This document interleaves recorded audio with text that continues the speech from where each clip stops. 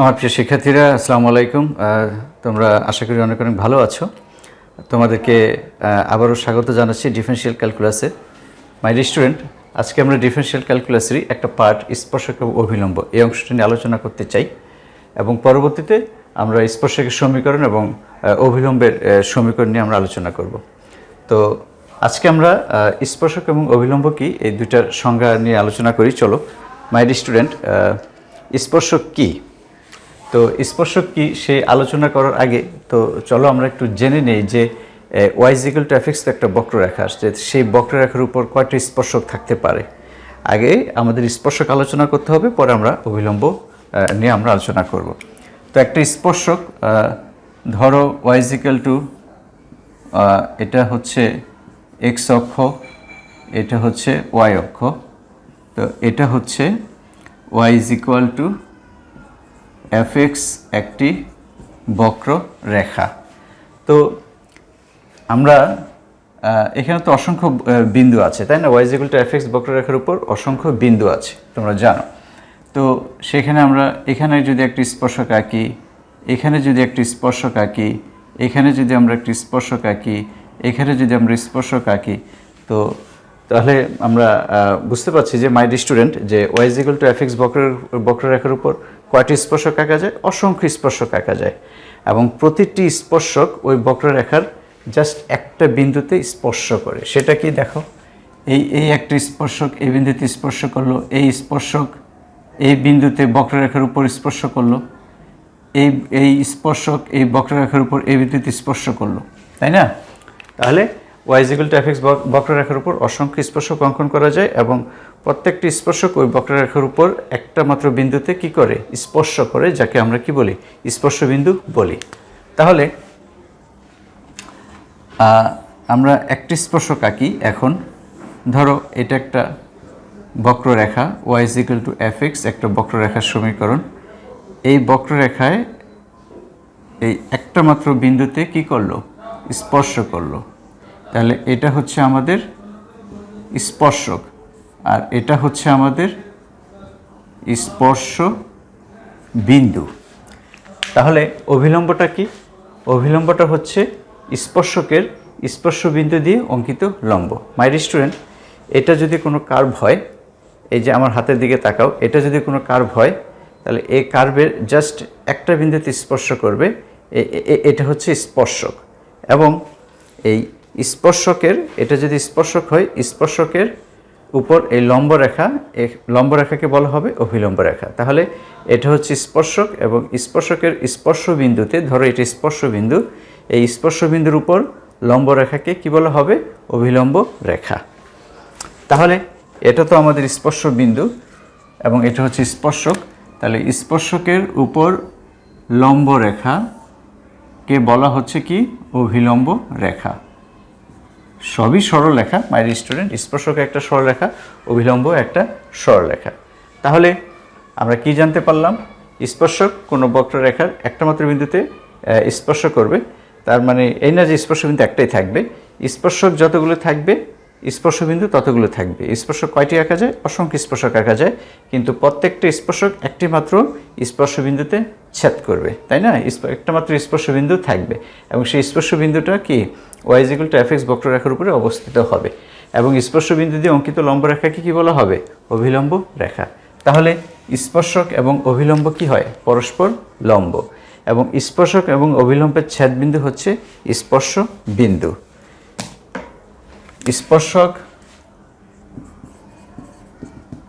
স্পর্শক এবং অভিলম্বের ছেদবিন্দু কি মাই স্টুডেন্ট? স্পর্শ বিন্দু এক। এবং এটা মনে রাখতে হবে, স্পর্শক ও অভিলম্ব, স্পর্শক ও অভিলম্ব পরস্পর কি? লম্ব। তাহলে উহাদের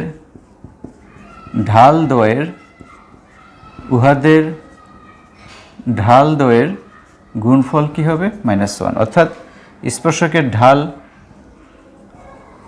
স্পর্শকের ঢালকে যদি আমরা m ধরে নেই, এবং অভিলম্বের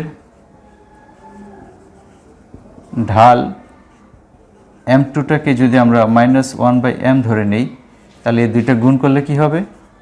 m1 × m2 = -1। কেন? যেহেতু স্পর্শক এবং অভিলম্ব পরস্পর লম্ব, কাজে উহাদের ঢালের গুণফল -1 হবে। এই জিনিসটা আমাদের কাজে লাগবে, তাই আমরা একটু নোট করে রাখলাম। ঠিক আছে, স্পর্শকের ঢাল যা হবে অভিলম্বের ঢাল হবে তার উল্টা এবং বিপরীত। তো মাই স্টুডেন্ট, স্পর্শক কি সেটা তো আমি এখনও বলিনি। আমি জাস্ট বলেছি যে একটি বক্ররেখার উপর কয়টি স্পর্শক আঁকা যায়, অসংখ্য স্পর্শক আঁকা যায়।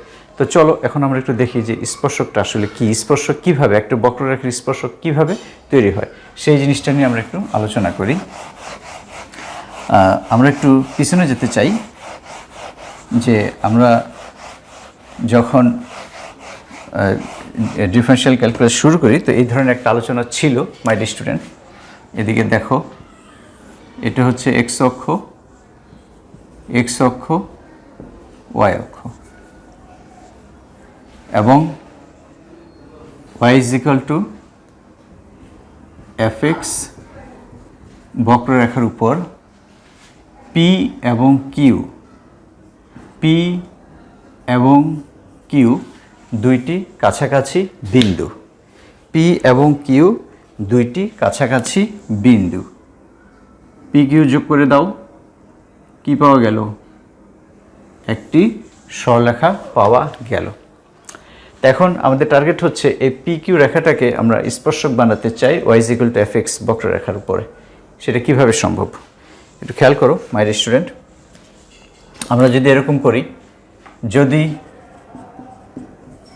Q টেন্ডস টু P হয়, তবে PQ রেখা, আপাতত এটা রেখা, তবে PQ রেখা y =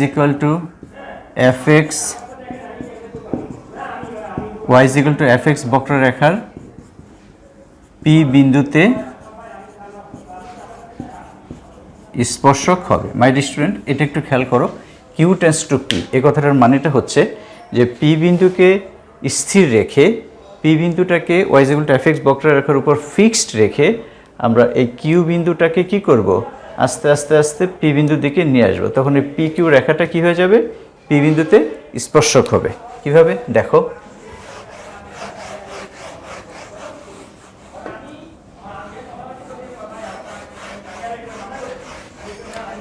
দেখো আমরা কয়েকটা চিত্র আঁকি। প্রথম চিত্র, দ্বিতীয় চিত্র, তৃতীয়, চতুর্থ। তো এটা হচ্ছে একটা বক্ররেখা, তো এটা হচ্ছে আমাদের পি কিউ। আমরা যেটা করতে চাচ্ছি, এই পি বিন্দুটাকে স্থির রেখে, কিউ বিন্দুটাকে আস্তে আস্তে কিসের দিকে নিয়ে আসবো? এই পি বিন্দুর দিকে নিয়ে আসবো। তখন এই কিউ বিন্দু যখন এদিকে আসবে, পি বিন্দু যখন স্থির থাকবে, তখন এই রেখাটা একটু নিচের দিকে চলে যাবে। আবার যখন কিউ বিন্দুটাকে নিচে নিয়ে আসবে, আরেকটু সরে যাবে। আস্তে আস্তে কিউ বিন্দুটা যখন পি বিন্দুর দিকে প্রায় মিলে যাবে, তখন এই পি কিউ রেখাটা y = fx বক্ররেখার স্পর্শক হবে। এই চিত্রটা খেয়াল করো, এখানে যদি এখানে নিয়ে আসি, তা আস্তে যদি আমরা এটা আস্তে করে এটাকে একটু সরিয়ে নিই নিচের দিকে, তাহলে কি হচ্ছে মাই ডিয়ার স্টুডেন্ট? খেয়াল করো, এই যে কিউ বিন্দুটা একটু নিচের দিকে নিয়ে আসলাম। আরেকবার সেম চিত্র, y = fx বক্ররেখা সেম থাকবে, এবং এটা যদি p হয় আরেকটু কাছে নিয়ে আসো, তখন কি হচ্ছে? এই যে আবার পরবর্তীটা কি, আরেকটু কাছাকাছি নিয়ে আসো, তখন কি হবে মাই ডিয়ার স্টুডেন্ট? আবারও যদি আমরা এরকম করি, তাহলে তুমি দেখতে পাবে যে এটা তো আমাদের পি বিন্দু ছিল, এবং দেখা যাবে যে কিউ বিন্দুটাও এখানে, অর্থাৎ কিউ বিন্দু পি বিন্দুর উপরে সমপতিত হবে, প্রায় সমপতিত হবে মাই ডিয়ার স্টুডেন্ট। একদম এক্স্যাক্ট মিলবে না, কাছাকাছি যাবে। সেটাই বলা হচ্ছে যে পি কিউ রেখার, অর্থাৎ কিউ বিন্দু যদি পি বিন্দুর দিকে আসে, তখন y = fx বক্ররেখা কি হবে? ফাইনালি চিত্র যদি এটা হয়, ফাইনাল চিত্র যদি এরকম হয়, এগুলো আলোচনা করেছি আমি, তাহলে এই যে এরকম হবে, জাস্ট পি কি হয়ে যাবে, এই y is equal to F x বক্ররেখার স্পর্শক হয়ে যাবে। ঠিক আছে, তো বিষয়টা কি, পি বিন্দুটা কি স্পর্শক, আমরা এখন দেখতে চাচ্ছি যে স্পর্শকটা আসলে কীভাবে তৈরি হয়। পি কিউ রেখা, পি এবং Q y is equal to F x বক্ররেখার উপর খুব কাছাকাছি বিন্দু, পি বিন্দুকে স্থির রেখে আমরা যদি এই কিউ বিন্দুটাকে কি করি, এই বক্ররেখার উপর আস্তে আস্তে আমরা কি করব, পি বিন্দু দিকে নিয়ে আসি, এখানে একটু ঘুরে গেল, আবার এখানে আরেকটু ঘুরে গেল, আবার এখানে আরেকটু ঘুরে গেল, ঘুরতে ঘুরতে কী হবে মাই স্টুডেন্ট, কিউ বিন্দুটা যখন পি বিন্দুর সাথে প্রায় মিলে যাবে তখন এই কি হবে, y is equal to F x বক্ররেখার পি বিন্দুতে এই পি কিউ রেখাটা কি হবে, স্পর্শক হবে। তো স্পর্শক রেখা আসলে এভাবেই তৈরি হয়। ঠিক আছে মাই স্টুডেন্ট, আমি আবার একটু লিখে দিচ্ছি, যদি কিউ টেন্স টু পি হয় তবে পি কিউ রেখা y is equal to F x বক্ররেখার পি বিন্দুতে স্পর্শক হয়। তাহলে স্পর্শক হলো, আর স্পর্শকের স্পর্শবিন্দু তো একটাই হবে মাই স্টুডেন্ট, এবং সেই স্পর্শবিন্দু দিয়ে অঙ্কিত লম্ব কার উপরে, স্পর্শকের উপর খেয়াল করো, স্পর্শকের স্পর্শবিন্দু দিয়ে অঙ্কিত লম্বকে অভিলম্ব রেখা বলা হবে। এগুলো তোমরা বৃত্তের মধ্যে করেছো, সরল রেখাও করেছো মাই স্টুডেন্ট। তাহলে স্পর্শক গেল, যে কিউ বিন্দুটাকে যদি আমরা পি বিন্দুর দিকে নিয়ে আসি তাহলে সেটা হয়ে যাচ্ছে y is equal to F x বক্ররেখার স্পর্শক। তাহলে এখন স্পর্শকের ঢাল কাকে বলে, স্পর্শকের ঢাল কাকে বলে, স্লোপ অফ দ্য টেনজেন্ট। আমাদেরকে আরেকটু পিছনে যেতে হবে মাই স্টুডেন্ট, সরলরেখা তো করেছো, সরলরেখায় কী ছিল, সরলরেখার ঢাল কাকে বলে, সরলরেখার ঢাল কাকে বলে, সংক্ষেপে লিখি, কোনো সরল রেখা এক্স অক্ষের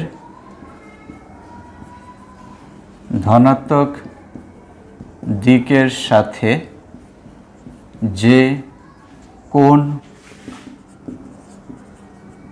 উৎপন্ন করে ওই কোণের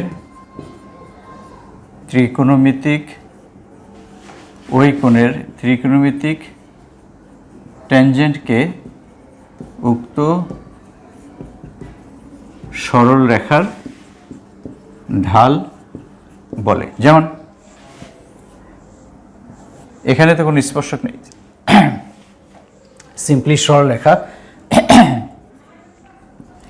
এক্স অক্ষ ওয়াই অক্ষ। তাহলে এটা যদি একটা সরলরেখা হয়, এই সরলরেখা এক্স অক্ষের ধনাত্মক দিকের সাথে যদি থিটা কোণ উৎপন্ন করে, এটা আমরা করেছি, তাহলে এই সরলরেখার ঢাল কি হবে, এবি রেখার ঢাল কি হবে, এবি রেখার ঢালকে যদি আমরা এম দ্বারা প্রকাশ করি টেন থিটা হবে। এখন থিটা যদি 30 ডিগ্রি হয়, হতে পারে 45 ডিগ্রি হতে পারে, 60 ডিগ্রি হতে পারে, তাহলে এম ইজ ইকুয়াল টু কী হবে, 10-30 degree, m is equal to কী হবে, 10-45 degree, m is equal to কী হবে, 10-60 ডিগ্রি, 1/√3, 1/√3। তার ঢাল একটি কনস্ট্যান্ট। ঠিক আছে, তো এখন এটা তো সরলরেখার ঢাল গেল মাই স্টুডেন্ট। তো স্পর্শকের ঢাল বলতে আমরা কি বুঝবো, তাই না? তো স্পর্শকের ঢালের ক্ষেত্রে আমরা একই জিনিস, এখন আমাদের কি থাকবে, এখন আমাদের একটা বক্ররেখা থাকবে। আগে তো বক্ররেখা ছিল না, আর আগে সরলরেখা, আমরা শুধু সরলরেখার ঢাল সম্বন্ধে আলোচনা করেছি। তো এখন এরকম যদি হয়, y is equal to F x একটা বক্ররেখা, এটা এক্স অক্ষ, এটা ওয়াই অক্ষ, আর এটা যদি স্পর্শক হয়, এটি স্পর্শবিন্দু পি বিন্দু, এটা যদি স্পর্শক হয় তাহলে এই স্পর্শক এক্স অক্ষের ধনাত্মক দিকের সাথে সরলরেখার মতোই যদি থিটা কোণ উৎপন্ন করে, তাহলে Y is equal to F x বক্ররেখার ঢাল কী হবে, y is equal to F x বক্ররেখার ঢাল না my student, y is equal to F x বক্ররেখার স্পর্শকের ঢাল। খেয়াল করতে হবে কি বক্ররেখার ঢাল না, y is equal to fx বক্ররেখার স্পর্শকের ঢাল। সরলরেখার ঢাল আমরা পড়েছি যে x অক্ষের ধনাত্মক দিকের সাথে যদি থিটা কোণ উৎপন্ন করে তাহলে tan থিটাকে কি বলা হবে, ওই সরলরেখার ঢাল বলা হবে। তাহলে এই ক্ষেত্রে কি বলা হবে, আগেরটা ছিল সরলরেখার ঢাল, এই ক্ষেত্রে হবে স্পর্শকের ঢাল। কার স্পর্শক, y ইজ ইকুয়াল টু বক্ররেখার স্পর্শকের ঢাল।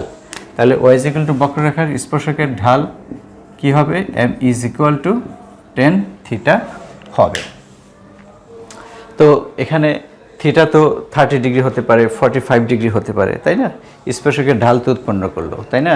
এখন এই স্পর্শকের ঢাল আমাদের কি হতে পারে, 0 ডিগ্রি হতে পারে, 90 ডিগ্রি হতে পারে। এখানে কি কি হতে পারে মাই ডিয়ার স্টুডেন্ট, 0 ডিগ্রি হতে পারে, 90 ডিগ্রি হতে পারে, 45 ডিগ্রি হতে পারে, 30 ডিগ্রি হতে পারে, 60 ডিগ্রি হতে পারে ইত্যাদি। তো আমাদের মেইন যে আলোচনার বিষয় মাই ডিয়ার স্টুডেন্ট, যে y is equal to fx বক্ররেখার স্পর্শকের ঢালগুলি যে কোণ উৎপন্ন করলো, তো সেই কোণটা যদি 0 ডিগ্রি হয়, তো 0 ডিগ্রি মানে কি, স্পর্শক x অক্ষের সমান্তরাল। 90 ডিগ্রি মানে কি, স্পর্শক x অক্ষের উপরে লম্ব। 45 ডিগ্রি, আদারওয়াইজ 45 ডিগ্রি তোমরা তো জানো যে কি হবে, 30 ডিগ্রি, 60 ডিগ্রি। আবার আছে যে স্পর্শক উভয় অক্ষের সাথে সমান সমান কোণ উৎপন্ন করে, সেক্ষেত্রে স্পর্শকের ঢাল কি হবে। তো এই সার্বিক দিক বিবেচনা করে আমরা একটা টেবিল আকারে এই জিনিসগুলো আমরা দেখতে চাই। কিভাবে, যে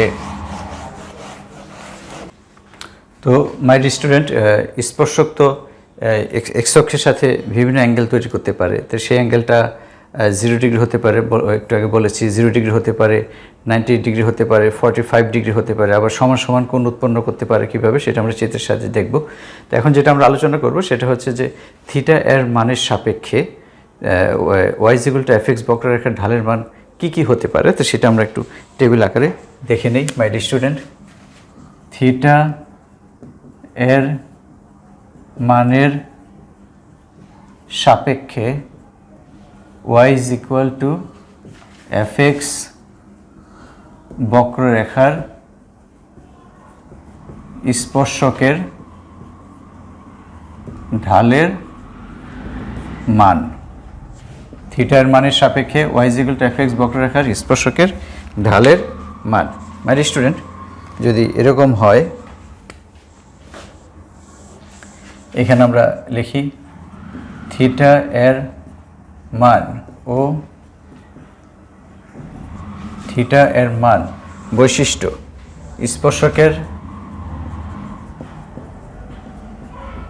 স্পর্শকের ঢাল dy dx is equal two what.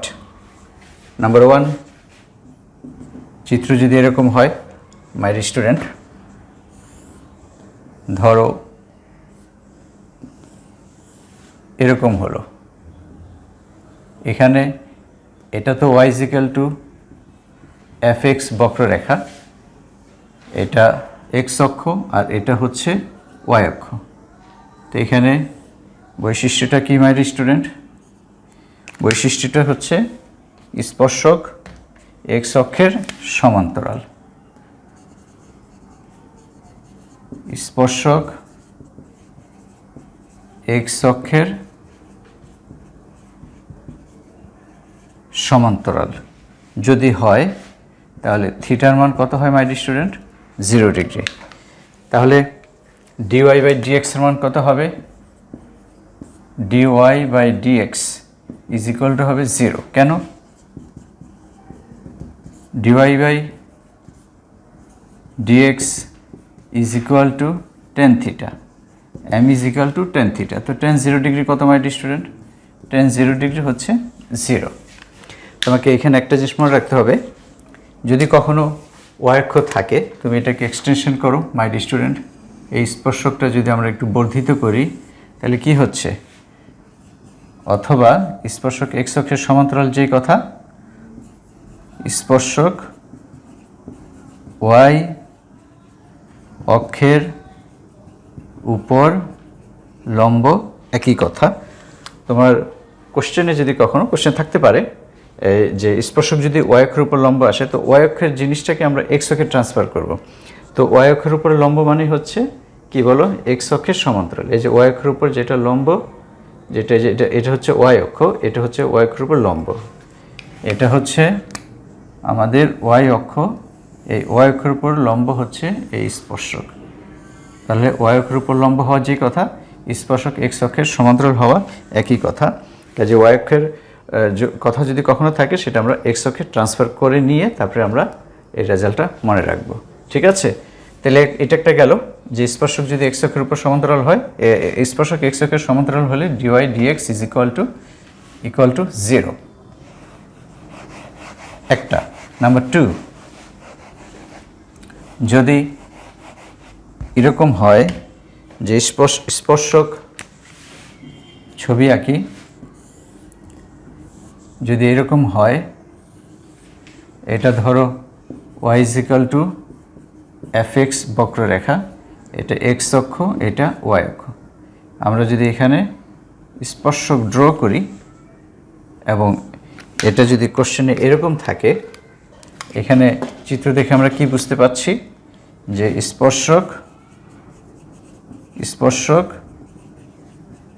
x অক্ষের উপর লম্ব। তো স্পর্শক এক্স অক্ষের উপর যদি লম্ব হয়, my dear student, dy dx কী হবে, ইনফিনিটি। এটা কত ডিগ্রি, 90 ডিগ্রি। এটা হচ্ছে আমাদের স্পর্শক, এটা হচ্ছে স্পর্শবিন্দু। তাহলে স্পর্শক যদি এক্স অক্ষের উপর লম্ব হয়, থিটা হচ্ছে আমাদের 90 ডিগ্রি। তাহলে m is equal to dy dx is equal to tan theta. তাহলে থিটা আমাদের কত ডিগ্রি হচ্ছে, 90 ডিগ্রি। তাহলে m is equal to dy dx 1090 degree হচ্ছে ইনফিনিটি। ডিওয়াই ডিএক্স হচ্ছে ইনফিনিটি। তো আমরা ইনফিনিটি দিয়ে এটা করব না, আমরা এটা এভাবে মনে রাখবো। মাই স্টুডেন্ট, এটা খেয়াল করো, এটা আমরা শিখেছি dx dy is equal to 1 dy dx. তাহলে 1 ইনফিনিটি ইজ ইকুয়াল টু 0। তাহলে সেক্ষেত্রে এই ক্ষেত্রে আমরা মনে রাখবো dx dy is equal to 0। অর্থাৎ স্পর্শক যদি এক্স অক্ষের উপর লম্ব হয়, তাহলে dx dy is equal to 0। তো এটা এভাবেও থাকতে পারে মাই ডিয়ার স্টুডেন্ট, অথবা এটা তো স্পর্শক এটা এক্স অক্ষের উপর লম্ব, সাথে সাথে আবার কি ওয়াই অক্ষের সমান্তরাল। তাহলে এটা এভাবেও থাকতে পারে, স্পর্শক ওয়াই অক্ষের সমান্তরাল। আগে বলেছি যদি কখনো তোমাদের ওয়াই অক্ষের কথা আসে, সেটা আমরা কি করব, এক্স অক্ষে ট্রান্সফার করে নিব। স্পর্শক ওয়াই অক্ষের সমান্তরাল যে কথা, এক্স অক্ষের উপর লম্ব একই কথা। আমরা এক্স অক্ষ দিয়ে মনে রাখবো, দুইটা দিয়ে যদি মনে রাখি একটু সমস্যা হতে পারে। আমরা সবসময় এক্স অক্ষ দিয়ে মনে রাখবো, ওয়াই অক্ষ আসলে আমরা এক্স অক্ষে ট্রান্সফার করে নিব। তাহলে এক্স অক্ষের উপর লম্ব হলে dx dy is equal to 0।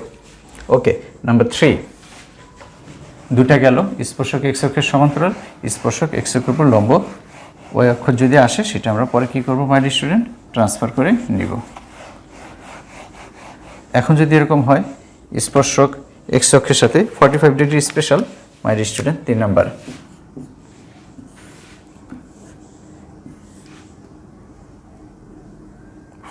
Degree দিয়ে মনে রাখবে, এটা এক্স অক্ষ, এটা ওয়াই অক্ষ, এটা হচ্ছে Y is equal to f x, এটা হচ্ছে স্পর্শক, এবং এখানে এটা হচ্ছে 45 ডিগ্রি। বৈশিষ্ট্য কি মাই ডিয়ার স্টুডেন্ট, এবং থিটার মান তো 45 ডিগ্রি, ছবি এঁকে আমরা বুঝতে পারছি, বা কোশ্চেন দেওয়া থাকবে আমাদের। এখানে কি থাকবে বৈশিষ্ট্য, স্পর্শক এক্স অক্ষের ধনাত্মক দিকে, অবশ্য সবসময় ধনাত্মক দিকের সাথে হবে মাই ডিয়ার স্টুডেন্ট। এই যে ধনাত্মক দিকে, এক্স অক্ষের ধনাত্মক দিকের সাথে 45 ডিগ্রি কোণ উৎপন্ন করে। এটা যদি কোশ্চেনে দেওয়া থাকে, আমি যে লাল কালি দিয়ে যেটা লিখছি, এবং এটার সাথে তোমাকে এই সূত্রটা মিলাতে হবে, ঠিক আছে? আগেরটা প্রথমটা লিখেছি স্পর্শক এক্স অক্ষের সমান্তরাল, দ্বিতীয়টা লিখেছি স্পর্শক এক্স অক্ষের উপর লম্ব। এখন কি লিখলাম? স্পর্শক এক্স অক্ষের ধনাত্মক দিকের সাথে 45 ডিগ্রি কোণ উৎপন্ন করে। সেক্ষেত্রে ডিওয়াই ডিএক্স হবে আমাদের 1। এটার ব্যাখ্যা কি? এটা তো বুঝতেই পারছো, এখানে থিটা ইজ ইকুয়াল টু কত মাই স্টুডেন্ট? 45 ডিগ্রি। তাহলে m is equal to dy dx is equal to 1045 degree is equal to 1। তো এ হচ্ছে বিষয় মাই স্টুডেন্ট। 4 নাম্বার আরেকটা জিনিস, কোশ্চেনে যেভাবে থাকবে আমি ঠিক সেভাবে আলোচনা করছি। 4 নাম্বার, স্পর্শকগুলি এক্স অক্ষের ধনাত্মক দিকের সাথে সমান সমান কোণ উৎপন্ন করে। এই জিনিসটার মানেটা কি আমি একটু লিখে নেই মাই স্টুডেন্ট। নাম্বার 4, স্পর্শক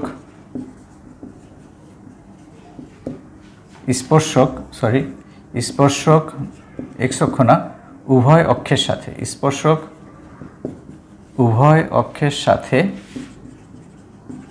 সমান সমান কোণ উৎপন্ন করে। মাই স্টুডেন্ট, স্পর্শক এক্স অক্ষ এবং ওয়াই অক্ষের সাথে সমান সমান কোণ উৎপন্ন করে, এই জিনিসটা মানেটা কি সেটা আগে আমাদের একটু বুঝতে হবে। চলো আমরা একটু বোঝার চেষ্টা করি।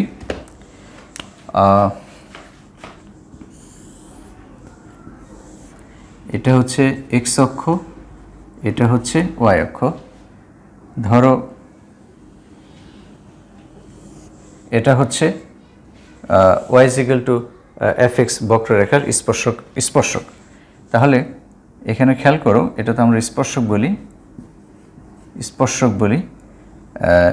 তাহলে এটা যদি 45 ডিগ্রি হয় মাই স্টুডেন্ট, এটা 45 ডিগ্রি এবং এটাও 45 ডিগ্রি, দুইটা কোণ সমান, এটা এবং এটা সমান। তাহলে এই স্পর্শকের নাম দাও এ বি। তাহলে এখানে দেখো, এটা যদি 45 ডিগ্রি হয়, এক্স অক্ষের সাথে 45 ডিগ্রি অ্যাঙ্গেল এবং ওয়াই অক্ষের সাথেও কত ডিগ্রি অ্যাঙ্গেল তৈরি করলো? 45 ডিগ্রি।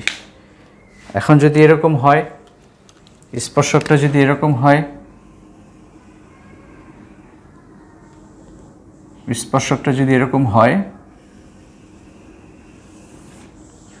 এটি স্পর্শক, এটা কত ডিগ্রি অ্যাঙ্গেল তৈরি করলো? -45 ডিগ্রি। এখন এই কোণটা এবং এই কোণটা কি সমান, সেক্ষেত্রে কি হবে মাই স্টুডেন্ট? খেয়াল করো, এটা হচ্ছে সিডি, এটা হচ্ছে সিডি। তাহলে খেয়াল করো, এবি রেখার ঢাল, আমরা স্পর্শক বলি, এবি স্পর্শকের ঢাল। এখানে ধরো একটা গ্রাফ এরকম থাকতে পারে, y is equal to F x, এই যে আমরা ঢাল অঙ্কন করলাম। আবার এটার ক্ষেত্রে তোমার যদি রেখা এরকম হয়, আমি জাস্ট এমনিতে আঁকছি মাই স্টুডেন্ট, এটা যদি অপর আরেকটি সরলরেখা হয়, ওয়াই ইজ ইকুয়াল টু ধরো এফ এক্স, তখন ঢাল আঁকলে যে এরকম হবে। তাহলে এবি স্পর্শকের ঢাল কত my student? M is equal to 1045 degree 1। CD স্পর্শকের ঢাল কত? সিডি স্পর্শকের ঢাল m is equal to 10 - 45 degree, this is equal to 1, 1045 degree. Okay, তুমি যদি বলো যে মাইনাস সাইডটা আমি কেন নিলাম, ঠিক আছে, আমি মাইনাস সাইড নিব না মাই স্টুডেন্ট। এই সাইডটা কত হয় বলো? এক্স অক্ষের সাথে এটা তো ওকে, এটা সমস্যা নেই। এটা কত ডিগ্রি কোণ? 135 ডিগ্রি, ঠিক আছে, সিডি রেখা। তাহলে আমি যদি এভাবেও চিন্তা করি, সিডি রেখার স্পর্শকের ঢাল m is equal to 135 degree, তাহলে কিন্তু আমাদের কি আসবে? -1 আসবে।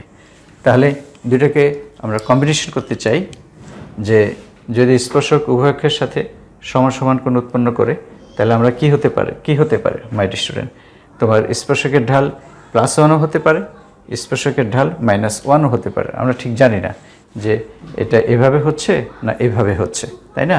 সেই জন্য যদি কখনো এরকম থাকে যে স্পর্শক উভয় অক্ষের সাথে সমান সমান কোণ উৎপন্ন করে, তখন এই যে আমাদের যে রেস্ট্রিকশনটা ছিল যে স্পর্শকের ঢাল কি হবে, সেটা আমরা কিভাবে মনে রাখব? dy dx is equal to +-1। সরাসরি আমরা লিখব স্পর্শক উভয় অক্ষের সাথে সমান সমান কোণ যদি উৎপন্ন করে তাহলে dy dx is equal to +-1। ব্যাখ্যা কি? ব্যাখ্যা তো আমি দিয়েছি মাই ডিয়ার স্টুডেন্ট। একটা হচ্ছে theta is equal two 45 degree এবং আরেকটা হচ্ছে কত ডিগ্রি? 135 ডিগ্রিও লিখতে পারো, -45 ডিগ্রিও লিখতে পারো, 45 ডিগ্রি অথবা 135 ডিগ্রি। এটা নেগেটিভ সাইডে আর এটা পজিটিভ সাইডে। তো দুইটা কম্বিনেশন করলে আমরা এখানে কি পাই? dy dx m is equal two, আমরা প্রথমটার ক্ষেত্রে পাই 1 এবং এটার ক্ষেত্রে পাবো 1 আর এটার ক্ষেত্রে পাবো -1। এই দুইটাকে আমরা কম্বাইন্ড করলে মাই ডিয়ার স্টুডেন্ট আমরা +-1 পাবো। তো এটা আমরা কীভাবে মনে রাখবো? স্পর্শক উভয়কের সাথে সমান সমান কোণ উৎপন্ন করলে dy dx is equal to +-1। Okay okay. Number 5।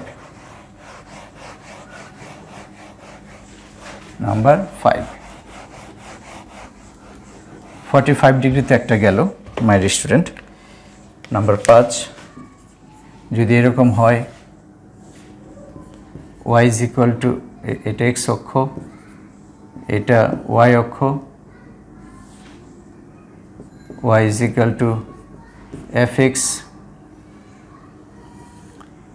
Theta, theta সূক্ষ্মকোণ, থিটা ইজ ইকুয়াল টু কি? সূক্ষ্মকোণ যদি হয়, সূক্ষ্মকোণ কী হতে পারে? 30 ডিগ্রি, 60 ডিগ্রি ইত্যাদি। মাই ডিয়ার স্টুডেন্ট 45 ডিগ্রিটি স্পেশাল। 45 ডিগ্রি 10 45 ডিগ্রি 1, এটা আমরা 3 নম্বরে আলোচনা করেছি। এটা সরাসরি মুখস্থ। 45 ডিগ্রি হলে 45 ডিগ্রি যদিও সূক্ষ্মকোণ, তারপর এটা আমরা সরাসরি লিখতে পারবো, এভাবে লিখলেও সমস্যা নেই। থিটা সূক্ষ্মকোণ, সেক্ষেত্রে আমরা এটা সরাসরি কি লিখব? ঢাল যদি কি হয়, এখানে আমরা লিখব স্পর্শক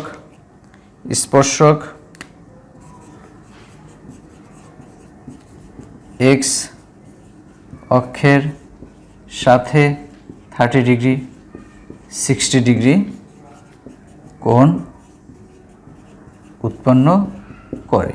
তো এরকম যদি থাকে, আমাদের কি জানা আছে? dy dx is equal to 10 theta. তখন আমরা এখানে কি বসিয়ে দিব? dy dx is equal to 10 30 degree বা dy dx is equal to 10 60 degree. এটা সরাসরি আমরা লিখে দেব। সিমিলারলি যদি তোমার স্থূলকোণ উৎপন্ন করে, তো যখন যে কোণটা উৎপন্ন করবে তো সেটা আমরা এখানে লিখে দেব। তো মাই ডিয়ার স্টুডেন্ট, তো এখানকার মেন জিনিস হচ্ছে যে স্পর্শক এক্স অক্ষের সমান্তরাল, স্পর্শক এক্স অক্ষের লম্ব, স্পর্শক উভয় অক্ষের সাথে সমান সমান কোণ উৎপন্ন করে এবং স্পর্শক এক্স অক্ষের সাথে ধনাত্মক দিকের সাথে, অবশ্যই যদি কোনো কিছু বলা না থাকে তাহলে তোমাকে ধনাত্মক দিকেই ধরতে হবে। স্পর্শক এক্স অক্ষের ধনাত্মক দিকের সাথে 30 ডিগ্রি কোণ কিংবা 60 ডিগ্রি কোণ যদি উৎপন্ন করে, তাহলে y is equal to fx বক্ররেখার স্পর্শকের ঢালের মান কি হবে। তো এই চ্যাপ্টার, এটা নিয়ে আমরা আজকে ক্লাসটা সাজিয়েছি মাই ডিয়ার স্টুডেন্ট। আমরা আগামী ক্লাসে এই টাইপের অঙ্ক নিয়ে আমরা আলোচনা করব। সে পর্যন্ত তোমাদেরকে বিদায় জানাচ্ছি মাই ডিয়ার স্টুডেন্ট। তোমরা ভালো থাকো, সুস্থ থাকো, খোদা হাফেজ।